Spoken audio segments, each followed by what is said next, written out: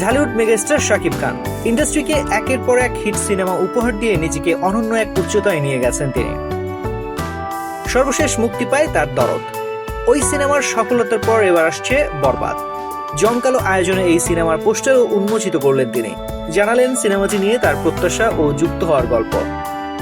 বুধবার রাজধানীর হোটেল শেরাটনে জাঁকজমকপূর্ণ এই অনুষ্ঠানটি আয়োজিত হয়, যেখানে দেশের শীর্ষস্থানীয় বিউটি ব্র্যান্ড লিলি ও বরবাদের প্রোডাকশন হাউস রিয়েল এনার্জি প্রোডাকশনের সঙ্গে একটি চুক্তি স্বাক্ষর অনুষ্ঠিত হয়। অনুষ্ঠানটি উপস্থিত ছিলেন শাকিব খান, চলচ্চিত্র তারকা বিদ্যা সিনহা মিম, সিয়াম আহমেদ, পূজা চেরি, শবনম ফারিয়া, প্রার্থনা ফারদিন দিঘি, ইরফান সাজ্জাদ, অভিনেত্রী মিম মান্তাসা সহ আরো অনেকে। এরপর সিনেমাটির সঙ্গে যুক্ত হওয়া নিয়ে শাকিব খান বলেন, এই সিনেমার নির্মাতা মেহেদী হাসান হৃদয় বরবাদের জন্য আমাকে নির্বাচিত করেছেন, যার জন্য তাকে ধন্যবাদ। কারণ আমি তার বিষয়ে জানতে পারি যে নাটকের একজন নির্মাতা আমাকে নিয়ে কাজ করতে চায়। এরপর আমার সঙ্গে অনেকবার যোগাযোগ করার চেষ্টা করে, কিন্তু ব্যস্ততার কারণে আমার সময় হচ্ছিল না। তার আগ্রহ দেখে আমি ব্যস্ততার মাঝে তাকে একদিন ডাকি। এরপর বলি, তোমার সময় মাত্র 15 মিনিট, তুমি শুধু লাইন আপ বলো, বাকিটা আমি বুঝে নেব। তারপর 15 মিনিট শেষ হয়ে মিটিং আরো দীর্ঘ হয়।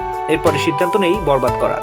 এরপর সিনেমাটি নিয়ে নিজের প্রত্যাশার কথা বলে শাকিব আরো বলেন, বরবাদ ফিল্ম ইন্ডাস্ট্রিতে এক নতুন ইতিহাস রচনা করবে বলে আমি মনে করি।